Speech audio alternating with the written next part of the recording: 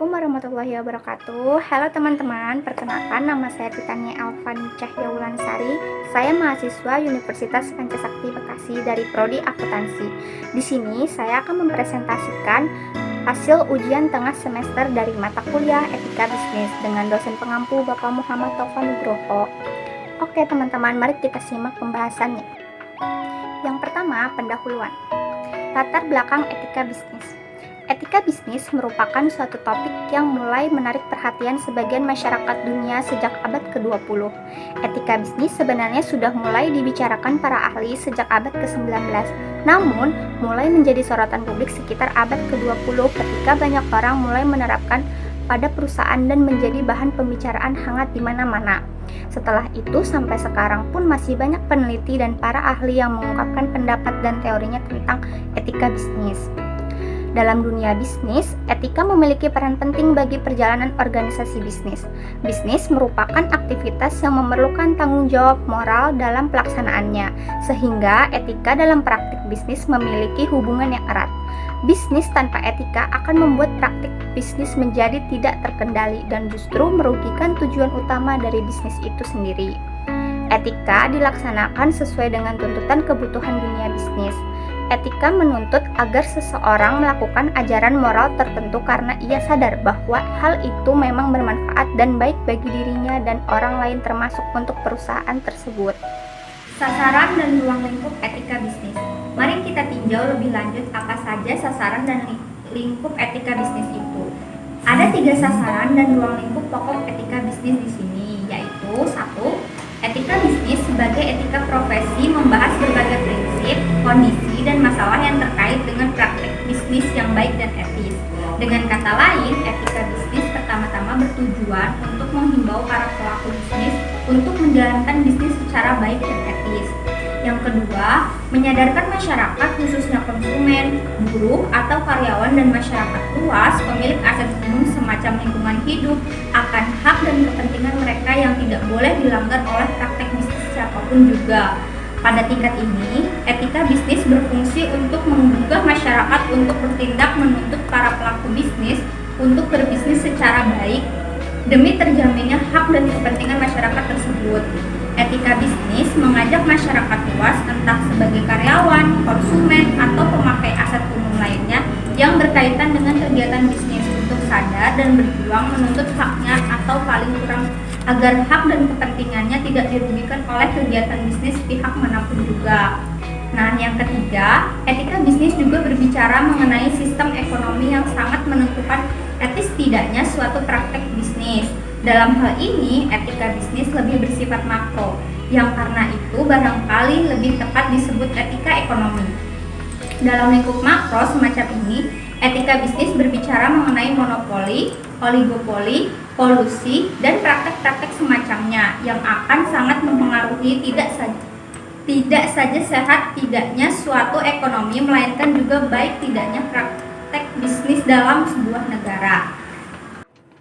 Ya teman-teman, setelah kita membahas latar belakang etika bisnis dan sasaran ruang lingkup etika bisnis, sebenarnya apa sih etika bisnis itu? Oke, di sini saya akan menjabarkan pengertian etika dan bisnis. Secara bahasa, kata etika lahir dari bahasa Yunani, yaitu ethos, yang artinya tampak dari suatu kebiasaan. Dalam hal ini, yang menjadi perspektif objeknya adalah perbuatan, sikap, atau tindakan manusia. Pengertian etika secara khusus adalah ilmu tentang sikap dan kesusilaan suatu individu dalam lingkungan pergaulannya, yang kental akan aturan dan prinsip terkait tingkah laku yang dianggapnya benar. Sedangkan pengertian etika secara umum adalah aturan, norma, kaidah, ataupun tata cara yang biasa digunakan sebagai pedoman atau asas suatu individu dalam melakukan perbuatan dan tingkah laku. Penerapan norma ini sangat erat kaitannya dengan sifat baik dan buruknya individu di dalam masyarakat. Nah, setelah etika, kemudian bisnis. Dalam konteks pembicaraan umum, bisnis atau business tidak terlepas dari aktivitas produksi, pembelian, penjualan, maupun pertukaran barang dan jasa yang melibatkan orang atau perusahaan. Aktivitas dalam bisnis pada umumnya punya tujuan menghasilkan laba untuk kelangsungan hidup serta mengumpulkan cukup dana bagi pelaksana kegiatan si pelaku bisnis atau businessman. itu sendiri. Dalam ilmu ekonomi, bisnis adalah suatu organisasi yang menjual barang atau jasa kepada konsumen atau bisnis lainnya untuk mendapatkan laba.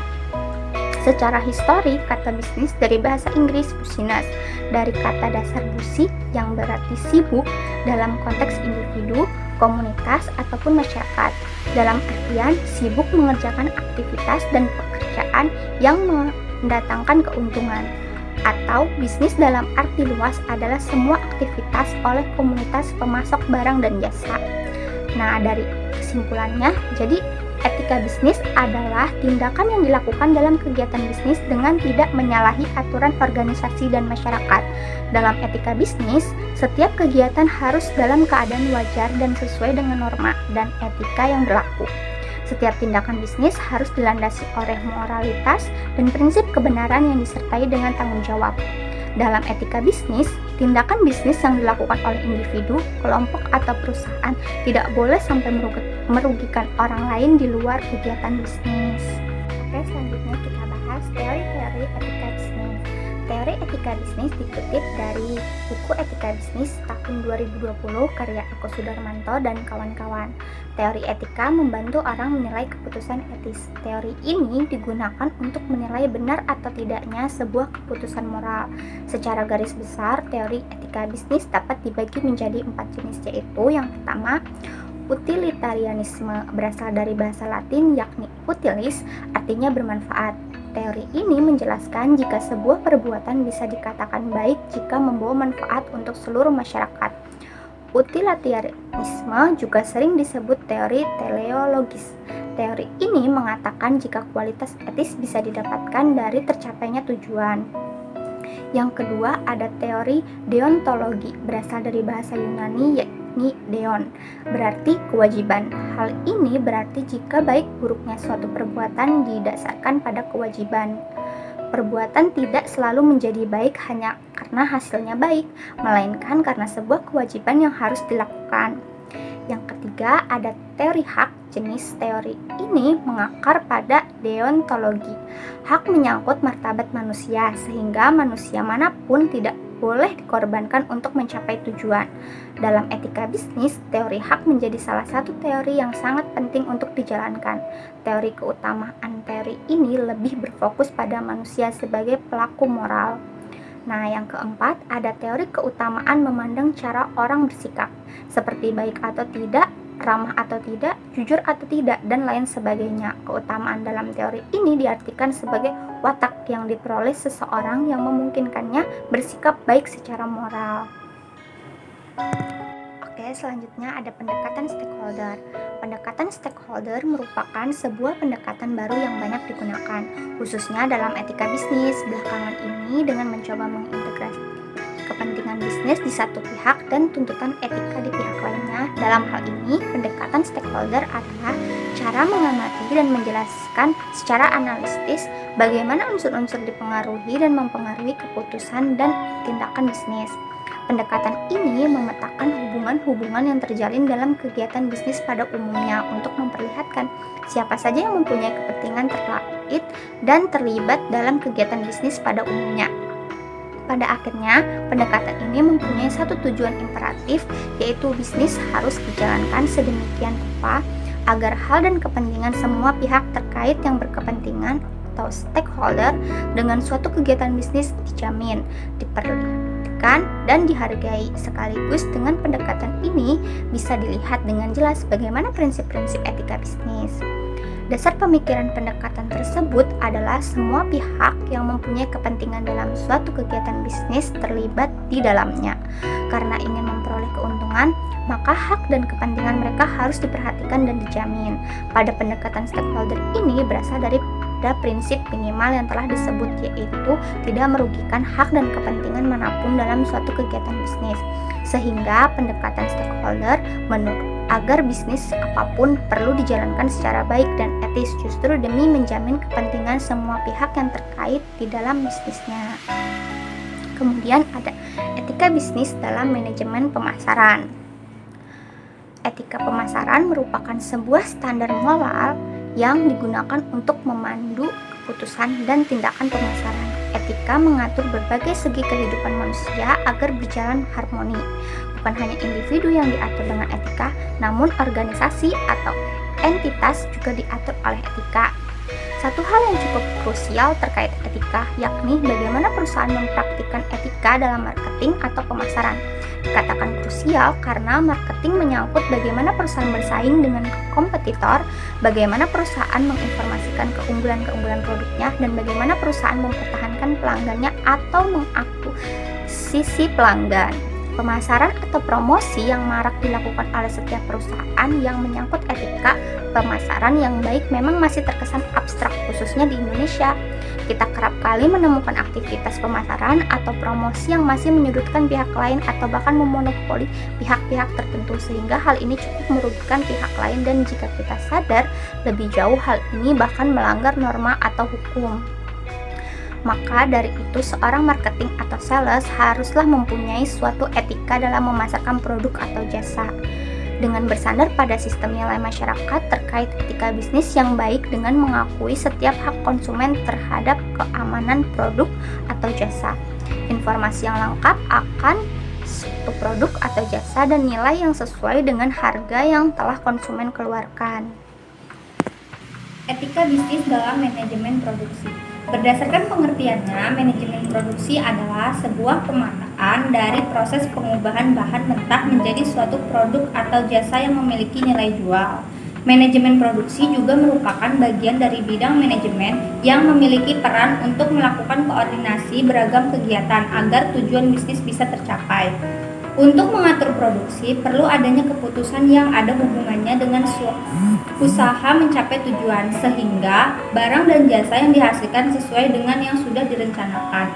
Etika bisnis dalam manajemen produksi adalah tindakan atau peran untuk melakukan koordinasi beragam kegiatan agar tujuan bisnis bisa tercapai, tidak menyalahi aturan organisasi dalam masyarakat.